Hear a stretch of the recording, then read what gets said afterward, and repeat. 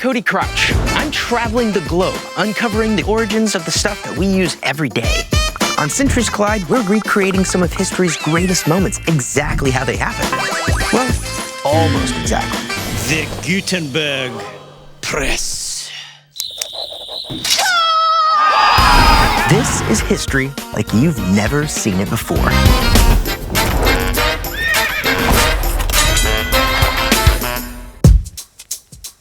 These days, there's a term for someone who can shape the trends of popular culture. That term is naturally influencer. But this is just new lingo for an age-old phenomenon. People have been influencing other people as long as there's been people. Today's influencers can determine what's cool in areas like lifestyle, fashion, or philosophy. But none of today's influencers can compare to a teenage girl from the Middle Ages, a young woman who wielded her influence from a countryside farming village to the battlefield of two clashing nations, eventually defining much of Europe as we know it today. She immediately became a symbol of unshakable devotion to God in her country. Her unlikely influence on her culture is still a powerful example of strength for people everywhere. Buckle up, it's time for Centuries Collide. Over the last few years, as social media has taken over the cultural scene, one of its aspects I find interesting is the rapidly expanding idea of influence. I'm right here in Paris, France, the fashion capital of the world, where trends and trendsetters come to make their mark to define what's cool and what isn't. As we all know, simply being cool can now pay the bills. If you're young enough, cool enough, and attractive enough, you can make a living simply by posting pictures and videos on the internet to influence the direction of popular culture. But long ago, back in the 15th century, the only ones who really got to influence culture were the ruling elite, people who lived in places like this, kings and noblemen, those who came from money, power, and prestige.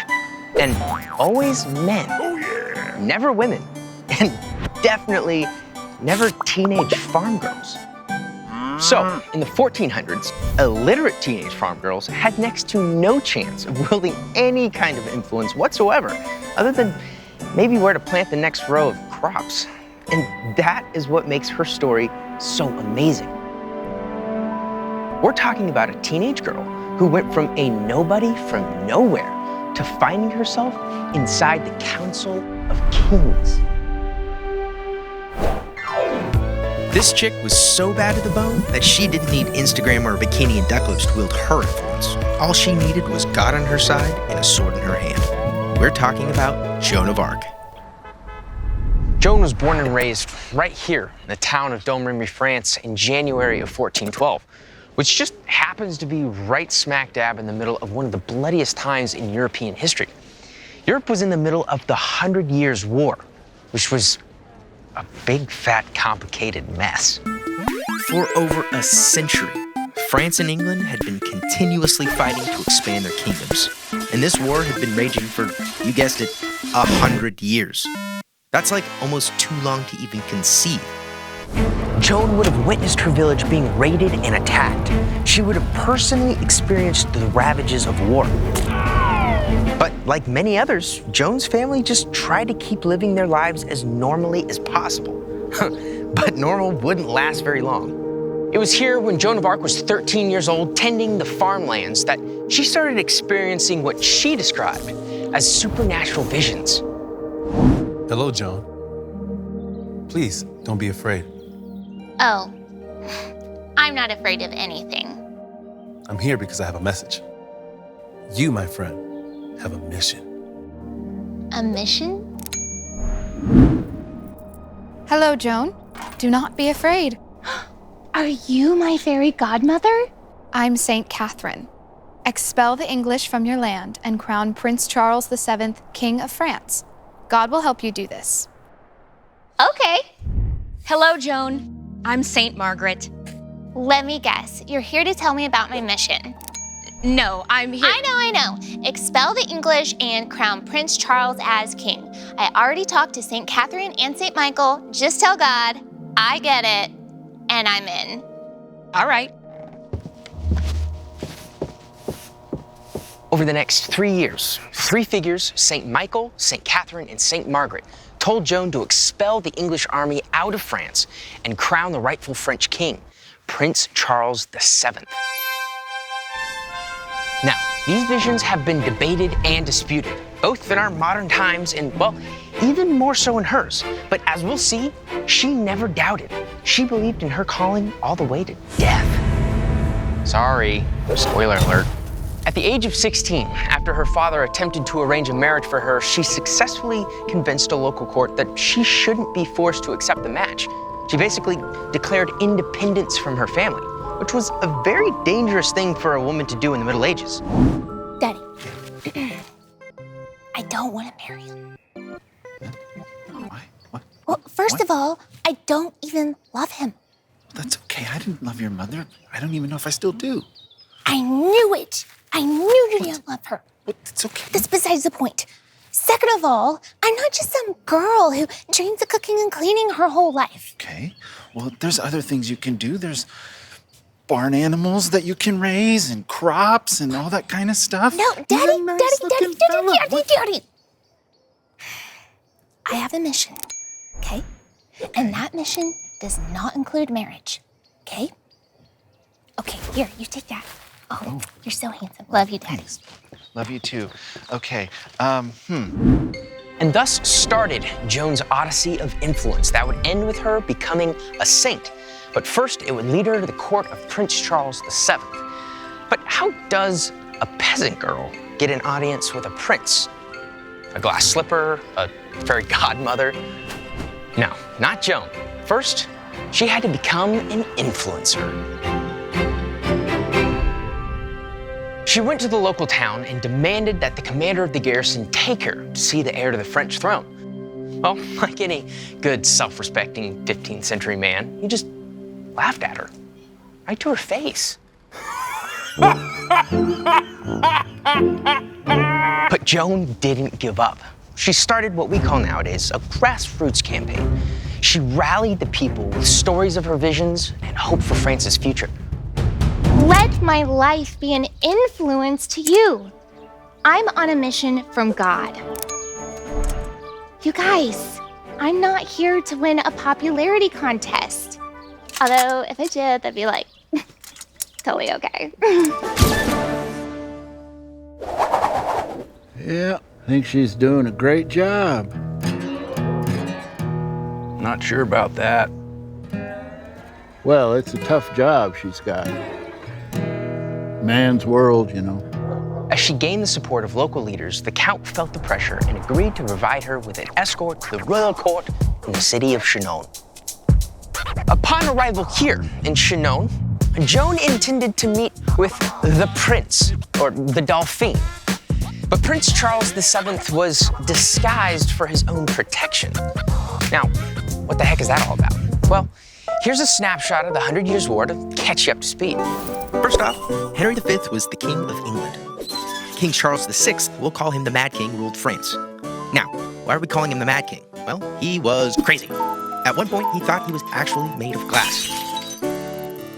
Henry V forcibly pressured the Mad King to let him marry his daughter, the French princess, thus making Henry V the ruler of France after the Mad King died. This arrangement left Prince Charles VII removed from the succession of the French throne. But here's where things get interesting. After marrying, all Henry V had to do was outlive the Mad King, and then he would become the king of both England and France. Boom, game over. But guess what? Henry V contracts dysentery and suddenly drops dead at 35 years old. About 2 weeks later, the Mad King dies. Boom, game over. With both kings dead, there were only 2 legitimate heirs to the French throne. Henry V's 9-month-old baby and Prince Charles VII. Of course, this divides France even further, causing even more internal chaos. There was kidnappings, betrayals, and assassinations happening left and right. And that is why Prince Charles VII was disguised when Joan showed up right here in the royal court. Which brings us to another miraculous event. Joan, having no way of knowing what Prince Charles VII looks like, walks right up to him and addresses him, even though he's disguised amongst his other noblemen. Prince Charles, I'm at your service. I think she's talking to you. Me? You. How did you know it was me? You must hear from God. I'm on a mission from the Lord. I've had visions of French victory, and you as rightful king. I like what she's saying. But listen, in order to make that happen, I kind of need you to put me in charge of the army, okay? A teenage girl in charge of the army.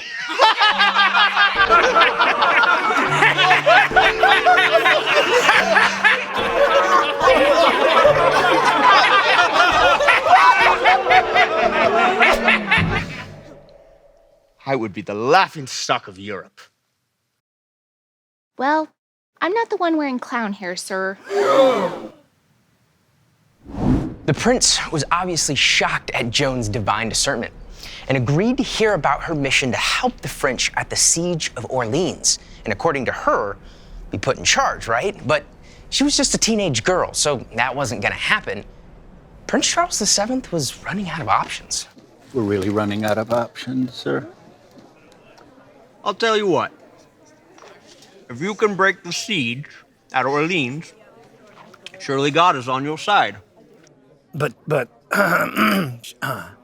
she's a girl, so. And maybe so, but she has heard from God. So, she dies, she's just a woman. That's a win-win. That's a win-win, everybody. Thumbs up. What? He finally decided if she could break the 6-month siege at Orleans, surely God was on her side. After rigorous theological and even physical vetting of Joan and her visions, the prince gave her a suit of armor, a war horse, and a white banner. Embroidered on it was the fleur-de-lis and her chosen symbol of the names of Jesus and Mary.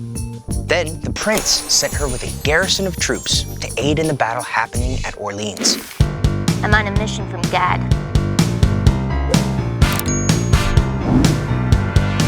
When Joan showed up here to Orleans, she wasn't exactly welcomed by the commanders. They had been under siege for 6 months, and morale was desperately low. Her mission was to lead the army, but the commanders were not about to start taking orders from a teenage girl. Rumor has it there was a maiden on her way to the front on a mission from God. She could be the one the prophecies foretell to deliver us from the English. Is she cute? Ah, but aren't we as a society past the cute girl comments? We live in the 1400s. Ah, oui, very true. But in any case, she is kind of cute, but she wears pants. As long as she can cook. But in order to break the 6-month siege, it would take an absolute miracle. Luckily, Joan was all about miracles.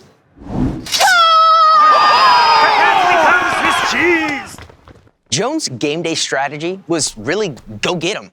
As in, I don't think she really thought it through and had much strategy. She believed if God was for them, there was no need for strategy. Just go win, right? If God is for us, we don't even need a strategy. Let's just go get them. Listen, you do not go into battle to die for your country. You go into battle to make the other dude die for his country. Oh, yes. I want you to go into Orleans tomorrow, and I want you to fight like a girl. When the dust cleared, Joan had kicked the English to the curb and taken back the city of Orleans. And the French army, well, they had themselves a new mascot. Joan, Maid of Orleans. Wow, Joan, you just won the Battle of Orleans. Now, is there anyone you would like to thank today? Oh, yeah, there are so many people I want to thank. Obviously, mostly I need to thank my #1 guy, G.O.D. And of course I need to thank, St. Michael, St. Catherine, St. Margaret. At just 17 years old, when most girls are worrying about how many likes the last Instagram post got, Joan was leading men twice her age into battle and had even survived an arrow to the chest. You don't want to mess with this. After After the victory here in Orleans, she had gone from zero to hero and was finally in the it crowd. And most of all, finally had massive influence. Because of her influence and popularity with the people, she became a shining symbol of hope.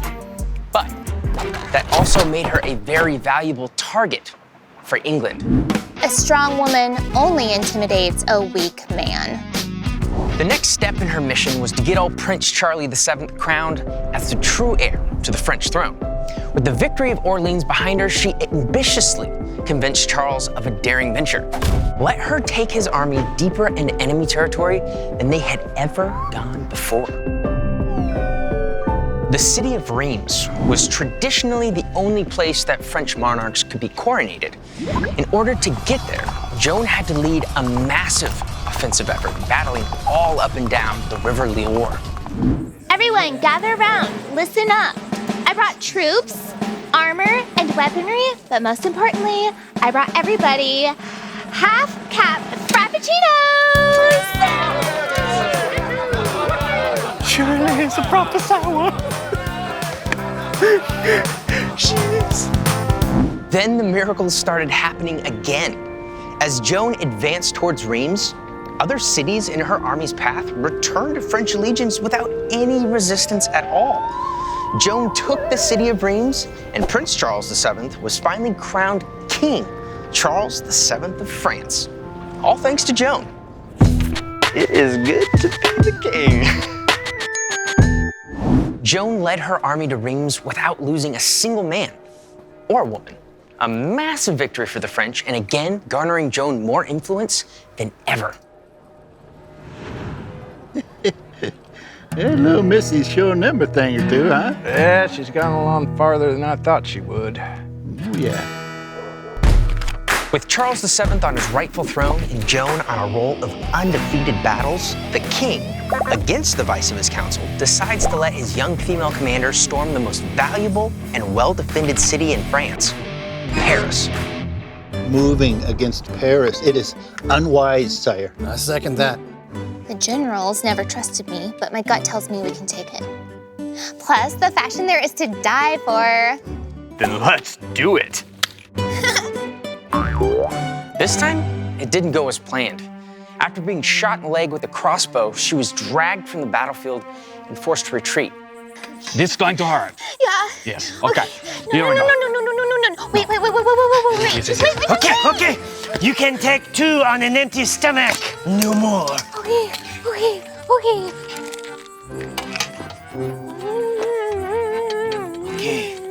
Do it. No. You count to 3. No.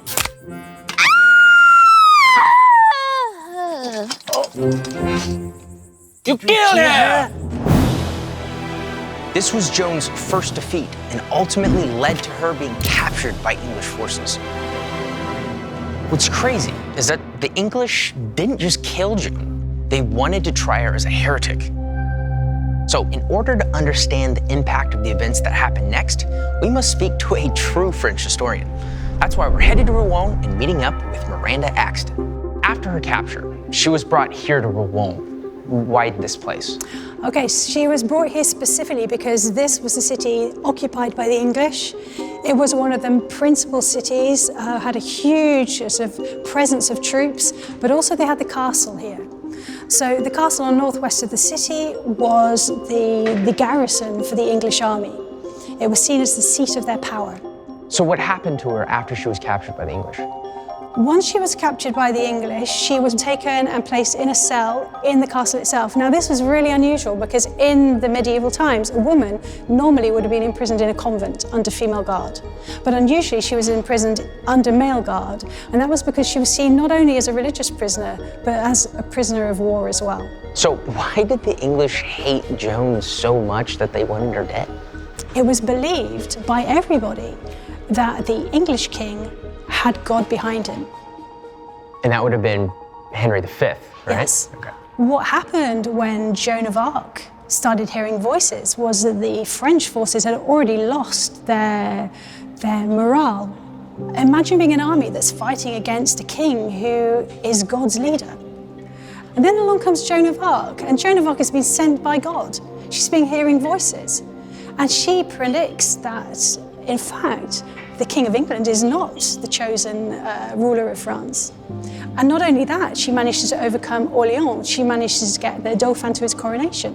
Well, you can imagine that she's changed the roles completely. All of a sudden, she's made it seem as if the French Dauphin is who God wants. And for that reason, the English hated Joan of Arc. She was someone that was basically invalidating them. So why didn't the English just kill her immediately? Why did they capture her and hold a big trial? At Compiègne, it was a city occupied basically by the Burgundians. The English were in presence, but it wasn't a capital city, it wasn't a major city. It was in fact quite a small area, a small town. So it wouldn't have made any sense for them to kill her immediately there. And secondly, if she'd been killed straight away, she would have been probably seen as a martyr towards the cause. And that's one thing that the English couldn't risk. They needed absolutely to prove that she was heretic. How did King Charles feel about Joan's capture? It's difficult to know in the moment exactly how he felt about it. I would assume the fact that Joan had failed on 2 attempts, firstly at Paris and secondly at Compiègne, that he believed, in fact, that the king no longer supported the cause of Joan of Arc. So, in a sense, you get the idea that, quite likely, she was just left. She was dropped. She had done what they wanted her to do, which was to get him crowned. And from that moment, she had no real role.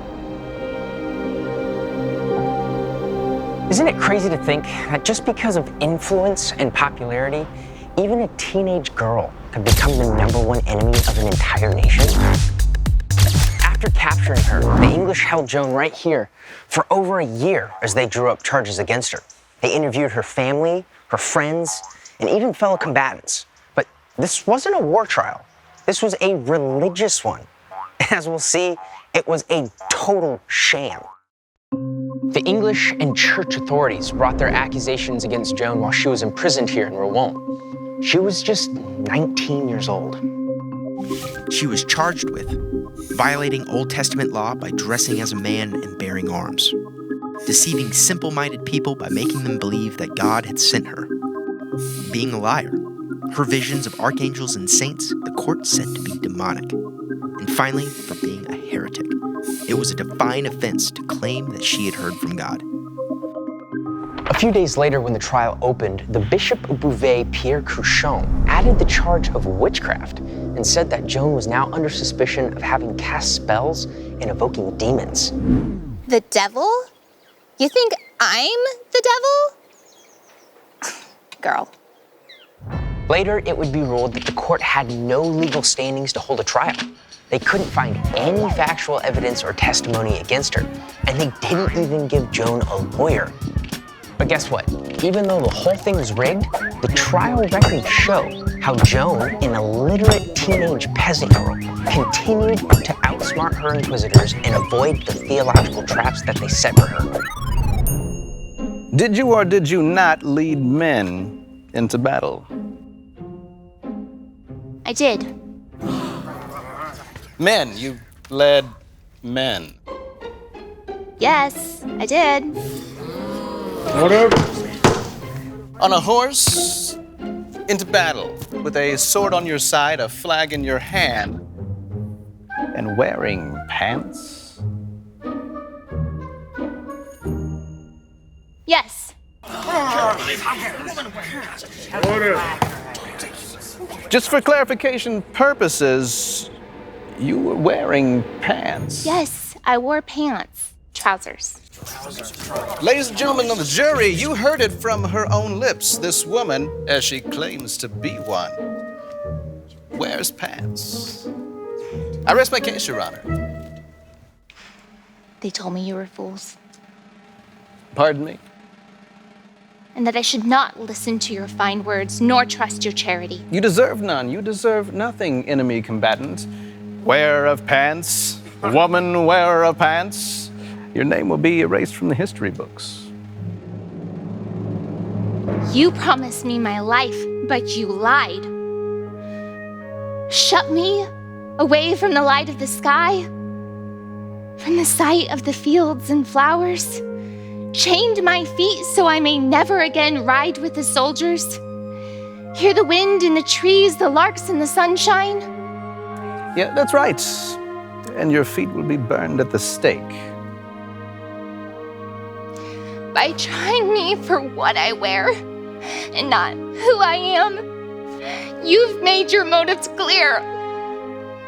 I know your counsel is that of the devil, and that mine is of God. Remember, even though Joan was leading armies and kicking it with nobility, she still couldn't read or write. She was, in many senses, still just a farm girl. In fact, it was only at the trial that Joan finally learned to sign her own name on documents that she couldn't even read. Although Joan was able to avoid some of the more serious charges, there was one accusation she couldn't avoid: her clothing. And no, we're not talking about like wearing socks with sandals here. She was on trial for wearing pants. Boy, deep state finally got her, huh? I guess. Throughout the war, Joan had worn armor and men's clothing and continued to do so while held captive, mainly as a deterrent against sexual assault. The English were determined to see her convicted, and women wearing men's clothing was considered heresy. For this charge, Joan had no answer and pled guilty. Some think that this specific pledge was contrived maliciously, because a few days later, when the authorities visited Joan here in prison, they found her, once again, dressed in men's clothing.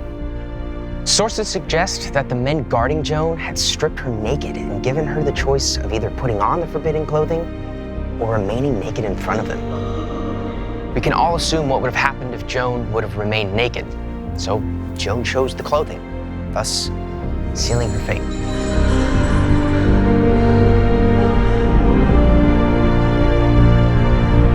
On the morning of May 30th, 1431, Joan was led into this marketplace, tied to a stake, and was burned alive.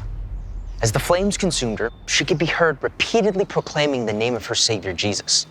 She was executed at just 19 years old, not for any war crimes, but for wearing pants.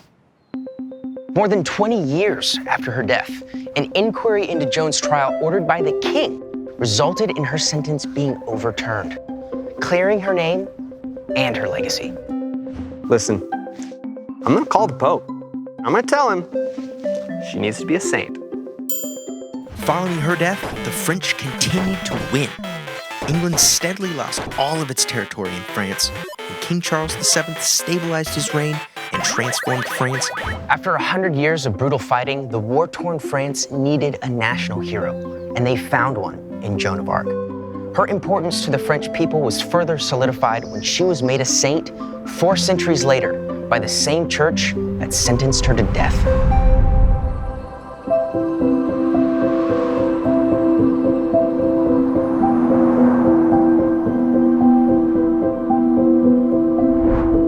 The end of the 100 Years' War brought Europe out of the Dark Ages and into the Renaissance, where art, language, poetry, and creative life was able to flourish in a way that had never been seen before in Europe. It's kind of poetic. It took a woman to end a barbaric war and bring about the beauty of the Renaissance. Her influence would live well beyond her years. She single-handedly changed the course of the 2 most dominant countries in Europe, and she, as you can imagine, became an icon for women everywhere, almost immediately. She truly is one of history's greatest influencers. Her story should be an inspiration to us all. It doesn't matter where you've been or where you come from. What matters is, like Joan, the way you choose to wield your influence. If we all choose to carry out our own personal missions the way Joan did, then perhaps we can all leave our own marks